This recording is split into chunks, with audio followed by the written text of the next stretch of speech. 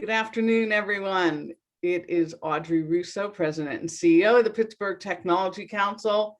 Very thrilled as I am each and every day, and today is no exception. I am going to introduce Brian Scott, CEO of PittMoss, more formally in a moment. But before we get started, I'd like to get some housekeeping out of the way and express appreciation for those who support us.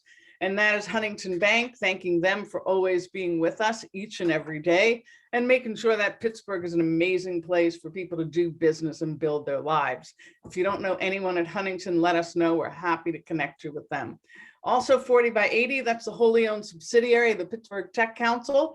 And that is where we do work to help not just entrepreneurs, but also those who aspire to be entrepreneurs and people who aspire to get engaged in the tech ecosystem of their future.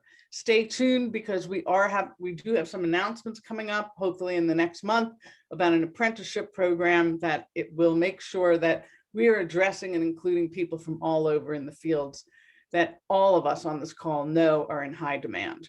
So Jonathan Kirsting is with us each and every day. He's Vice President of all things storytelling and media and radio and you name it, TEQ Magazine. He's the man on the job, on the scene, talking to people each and every day to make sure that we're highlighting people. And right now he's doing the robot. I did not ask him to do that. But you can't hold a good man down. So anyway, we've muted your microphones only because we don't want to hear what's in the background. And hopefully you won't hear dogs in my background.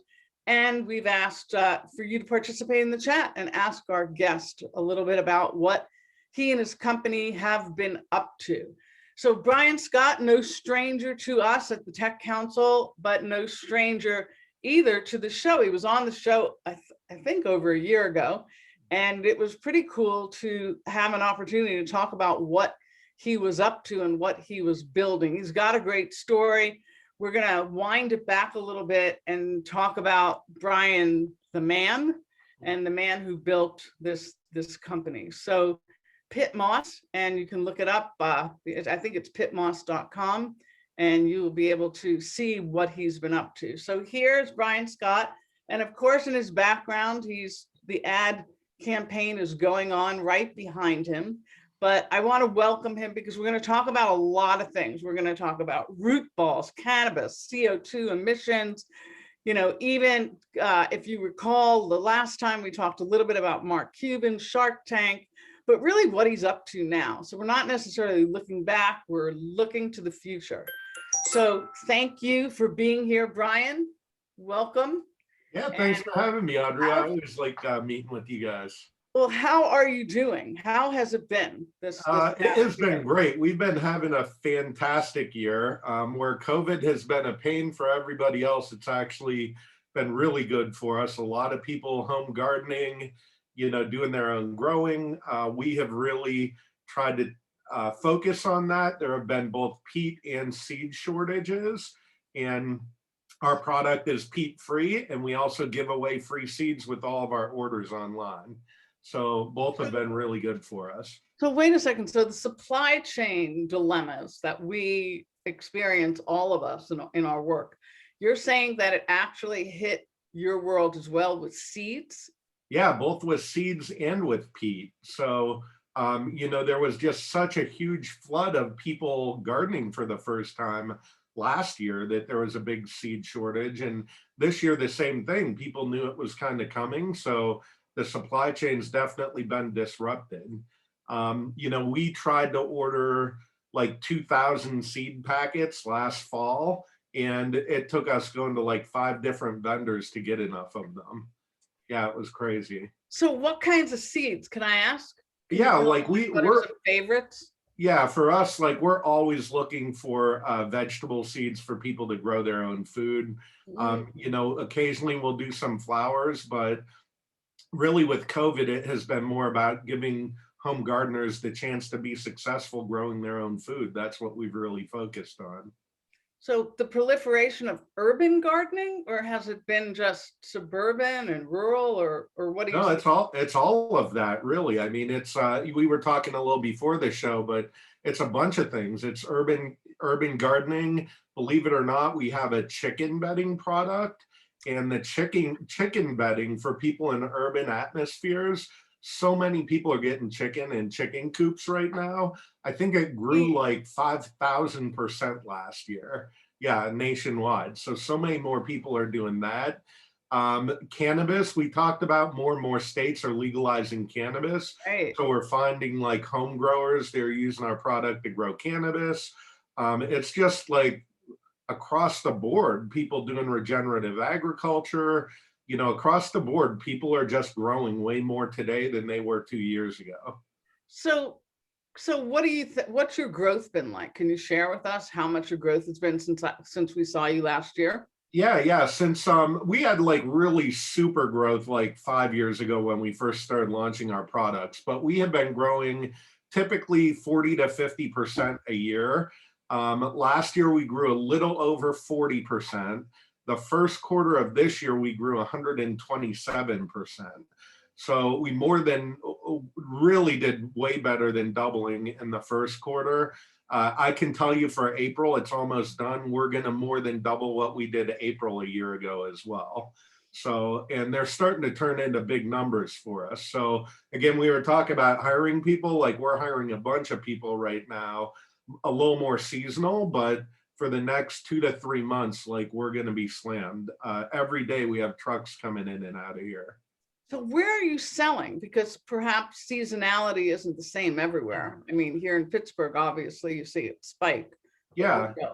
We're in about, so our wholesale is about 150 garden centers, mainly in the Northeast, but we sell in 22 states. We sell online to all the states, into Canada, some foreign countries. Our commercial growers are like commercial horticulture people. They're normally buying in the fall and over the winter so that they can start stuff in the greenhouse, in December, January, February. So there's actually a couple cycles to our business. But for more like the retail customer, yeah, we see people in the desert Southwest and in Florida, they start buying in like January, February. And up in this part of the country, people start buying in like April, March, April, May, that sort of time frame. And believe it or not, our business is dead by the end of June. So really? everybody that's buying soil or plants, most of them have planted what they want to by the end of June. So Wow. So what do you do? Go on vacation? I get summer vacation. Yes, I feel like a teacher. So no, that probably means we need to expand you to the Southern Hemisphere, right? Yeah, that's it. Exactly. So one thing I will tell you, this is kind of a private group. If there's anyone from the press here, you're not allowed to write this. I'm going to embargo it. But we are working on a deal with a local Pittsburgh nonprofit to open our first facility in Lebanon. And they're going to use it to grow, to use paper, to convert it into soil, to use it to grow food for refugees in Lebanon. And that's going to be our second location. We're working on a licensing deal with them right now. Wow. So not Lebanon, Pennsylvania. Not Lebanon, Pennsylvania. But Wow. they did over a year of testing over in Arizona, like in a desert climate. Right. And they found that our soil was by far the best thing they ever tried for growing in that sort of climate. So it's perfect for that. So to remind everyone about PittMoss, tell everyone about, Yep. So we actually make soils out of all recycled paper materials. So like waste paper, newsprint, cardboard. We bring in material that's recycled in the Pittsburgh market, and we convert it into soil. And to take a little bit of a step back from there, our current soil economy really makes no sense. And most people don't know this, but almost all the soil we buy is made out of peat moss, P-E-A-T. And 98% of what we buy in the US is mined in Canada, shipped across border here, converted into soil where people add perlite, wetting agent, lime to it, converted into soil, and then distribute it from there. So it really makes no sense. There's terrible carbon emissions with peat mining. You don't even need to light it on fire. As soon as you expose it to light and air, it oxidizes CO2. So it really is a terrible, terrible industry. in terms of what we're doing today. We all think it's great, it's a green industry, Right. but the fact that we're digging up peat, causing carbon emissions, then shipping it all over North America for us to use, it Mhm. just makes no sense. So our product was developed in a way so that we could create a small factory in every major metro area and convert what would be landfill waste into soil instead. And it's frankly just way better for plants and the environment.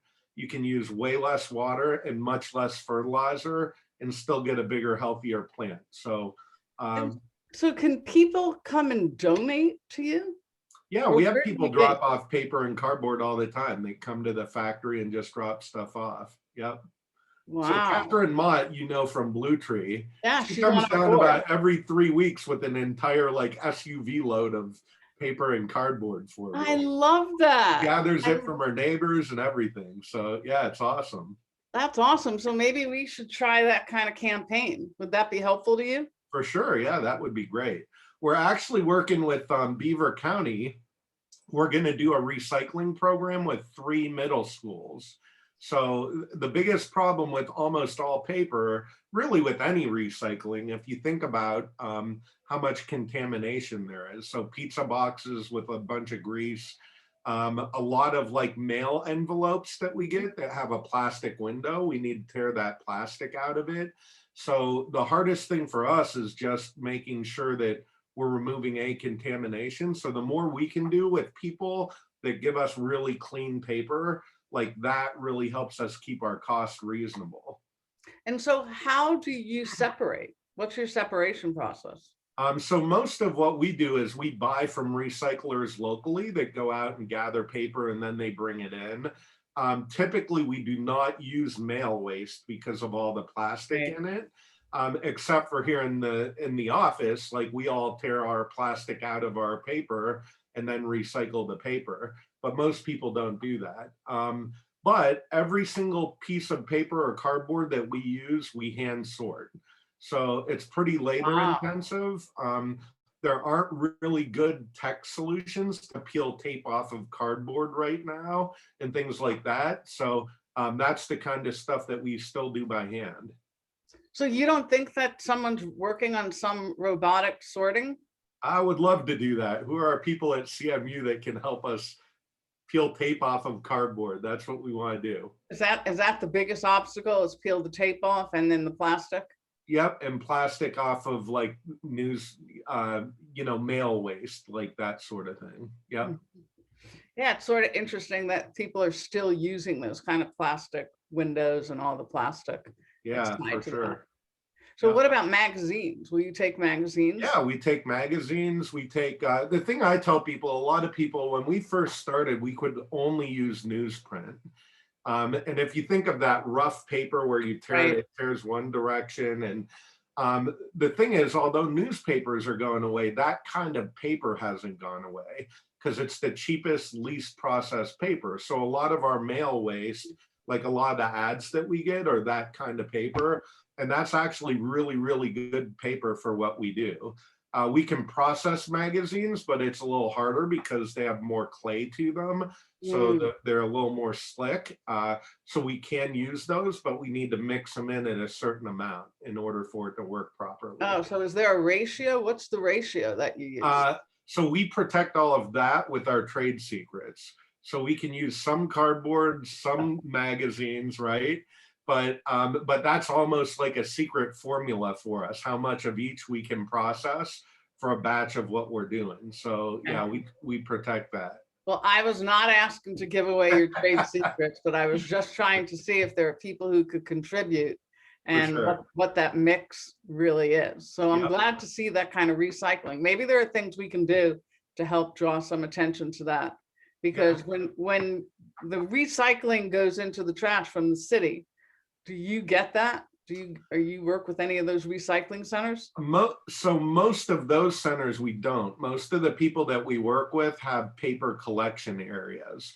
So that way it's much cleaner. The single stream waste is still a really, really big problem. Like you guys probably read all the time about single stream and people say it gets Right, recycled and a lot of times it really just doesn't. right. for us, it's super, super hard to use it. It's so labor intensive that like we really can't do it. And so is your business, what percentage is wholesale and what is retail? Can you share that with us? Yeah, from a volume perspective, we are better than half commercial because Okay. that's big volume. That's us shipping truckloads of material to people, but it's also less expensive than like what we sell retail. So from a revenue perspective, we're about a third, and a third right now in terms of what we sell retail, like direct on our website or on Amazon, versus what we sell wholesale, which is about half of that price, and then commercial, which is about half of that wholesale price. So for us, it's all about like volume and packaging, and that drives all of your pricing really. So it's about a third on revenue, but our commercial is more than half of our volume. And then our wholesale is like 30 to 35% of the volume. And then our retail is the smallest percentage, but it's the highest priced material because it's the nice packaging.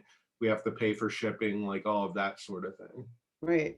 And so in the new growth, how have people found out about you with that amount of growth? What has been your strategy in terms of marketing? Well, I think really our biggest deal is that we have a super long sales cycle. So I use the example all the time of like a farmer may hear of us or hear of like a new type of corn. And that farmer is not going to go put all new seeds in his entire crop, right? It's too risky. So the thing that we find is every year we about double our number of customers, but more importantly, all of our existing customers keep increasing the amount that they're buying from us. So for example, I'll tell you, we have a medical cannabis grower in Pennsylvania that we worked with them for 18 months and they only bought $5,000 worth of material from us. We just finished our last trial with them. We got them a 12% yield increase, a 5% increase in THC, and they bought over $50,000 from us in the first quarter. So that's a good example of like, that's somebody we've been working with for a long time. But now that we're converting them, they'll be $150,000 to $200,000 buyer from us every year now. Wow. That's just one operation. So they are eliminating peat? They're eliminating peat moss? So they're buying from us a peat reduced mix that we make, and we're trying to flip them over to a peat cocoa core based blend that we make that would get them peat free. So for us, it's kind of a transitional product right now. We're trying to get people to go peat reduced first, and then peat free is the next step. So you're detoxing them, right? We are. So we keep telling them to kick the peat habit. Like yeah, smoking. so you're trying to have them kick. You know, you might, when I'm listening to you, I'm also thinking that maybe you should start like a coffee.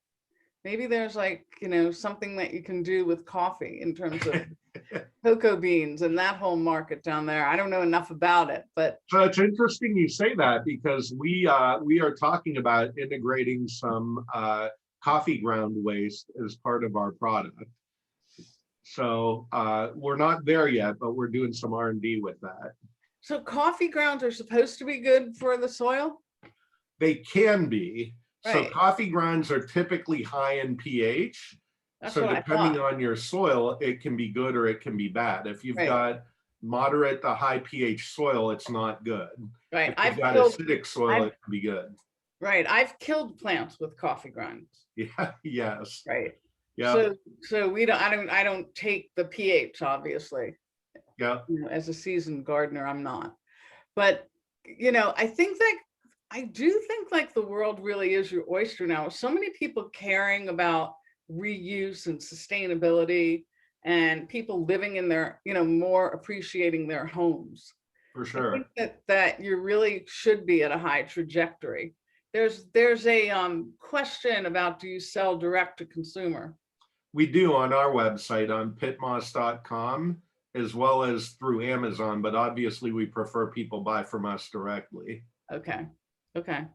So, you know, it's interesting. So in this last year, as you've obviously grown, and now that we see we're at sort of peak season, you've been able to raise some money. right? Yeah, so we've actually had a couple different angel rounds over the years. We just extended our angel round for accredited investors. I can't talk about that too much here, That's but if fine. we do have accredited investors, they can talk to us. But what we've done for the second year in a row now is an equity crowdfunding campaign on Republic. That's great. And the reason we did that is because we were on Shark Tank. So many people have wanted to invest. We get that question all the time, like, how can I invest next to the sharks, that sort of thing. So we've always done that, less to raise money. We're not trying to raise millions of dollars there. We're really trying to get more and more people aware of the brand, using the brand, and frankly, being more invested in the brand than actually being invested in the company. That's really what we're trying to do there. And so the Shark Tank video, the Shark Tank show that you were on, is that still available? Could we share that? They don't make it super easy to share it. Oh. We filmed it in 2014, it aired in 2015. And the thing that we see is about every 6 weeks, it will re-air on CNBC. And it just so happens it's every time I'm in the gym, I tend to see it. It's on CNBC in the gym. And then I start texting the whole team, all right, get ready, we're gonna get slammed with orders tonight, like that sort of thing. So, Right, so there's no way for us to find it. there are, I think I've seen on YouTube's little clips of it, but I've never seen the whole thing like start to finish. And we're not really allowed to publish anything with it. So they're pretty That's restrictive. true. Yeah. I'm just trying to think of some ways to get like a little bit of spike for you right now. Yeah, I think if you just YouTube like Shark Tank PittMoss, like you can see clips of it.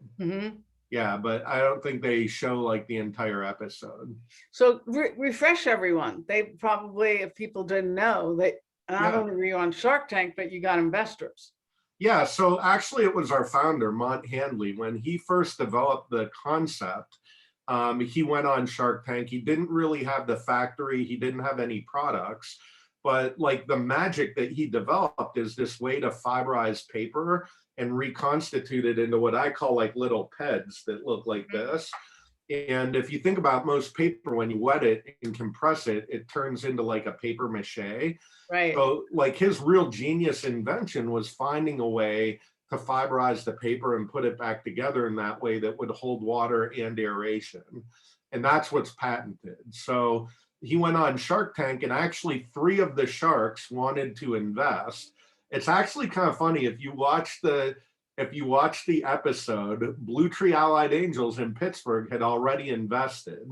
Okay. And the sharks asked him, Mr. Wonderful, of course, asked him, hey, would you throw the angels under the bus if you could get an investment from us?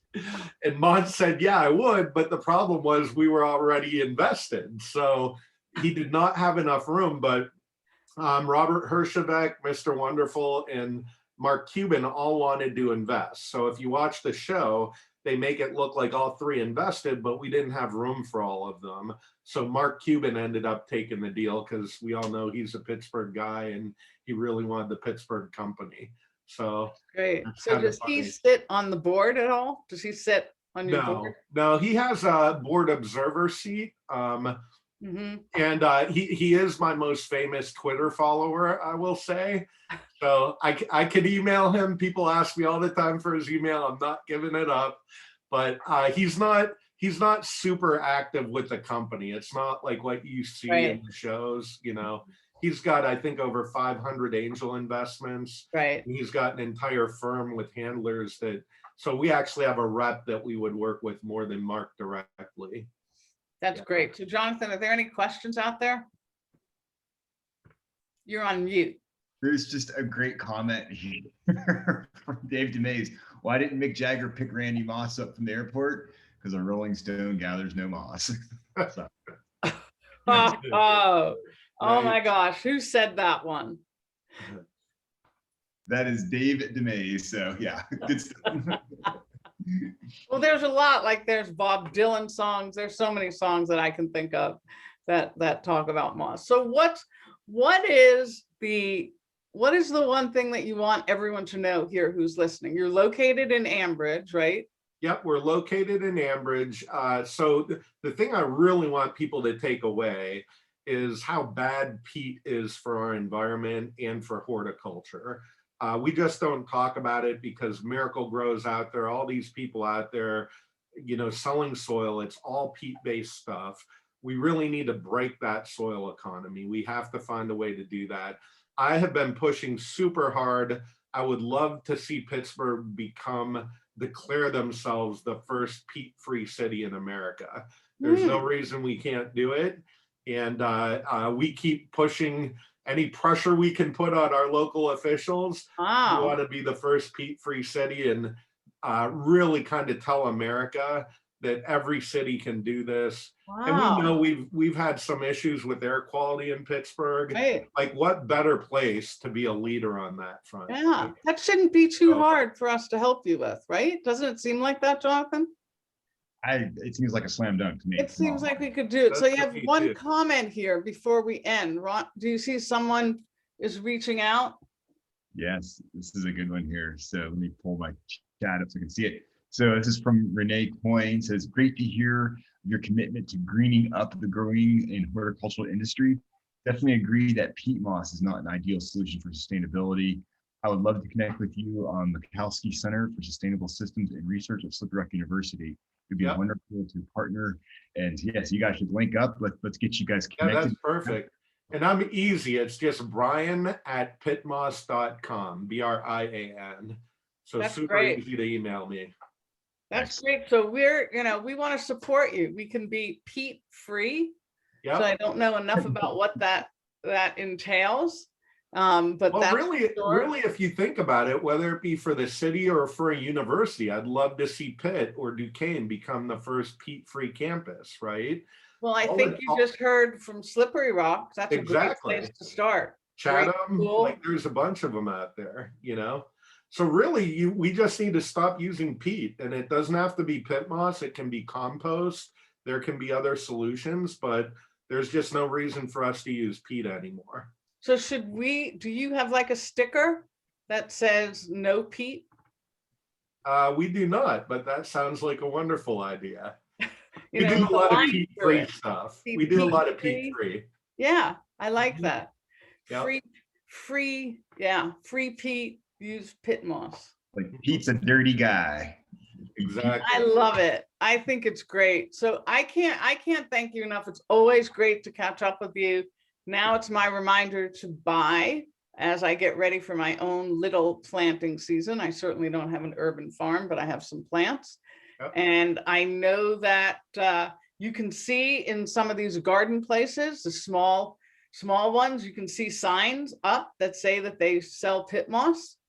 And we need to help you make sure that every single one of them buys from you. Exactly. So much for having me, Audrey. And I'll always deliver directly to you if you want. Oh yeah, I know that. It's great. It's well, if you're in the neighborhood, swing by my house too. Come on. All right, Jonathan, send me your address. All right, buddy. I know, it's great. People love this company. People are writing great comments. Look, they're going to reach out to you. Someone said reach out to Eden Hall. People are going to send addresses to you. You have a fan club here. We're very proud of your work. You're working in Ambridge, and I guess you're living in Ambridge, which is not far from Sewickley. Yep. And Ambridge tends to be a forgotten place, but it's not, because you're bringing some life back there, and we really appreciate that. We definitely are. I appreciate it. Thanks so much for having us on. Thank you so much. Appreciate it. Jonathan, what's next? Well, tomorrow, everyone's got to come back because we have Drive Capital hanging out with us out of Columbus. They have money in companies like Duolingo and Gecko Robotics. It's always great to connect people with investors and really to temperature what the market's like out there. It's great. Thank you, Brian Scott. Thank you for everything. We'll see you very soon. We'll see you guys. Okay, take care. Can you pick up an Ambridge? Okay.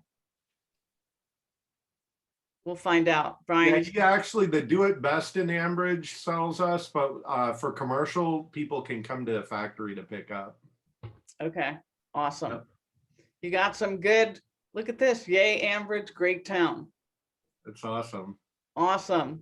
All right, Brian. Stay safe, and All we'll see right, you very thanks. We'll see you soon. guys. Thanks, everyone. All right, bye.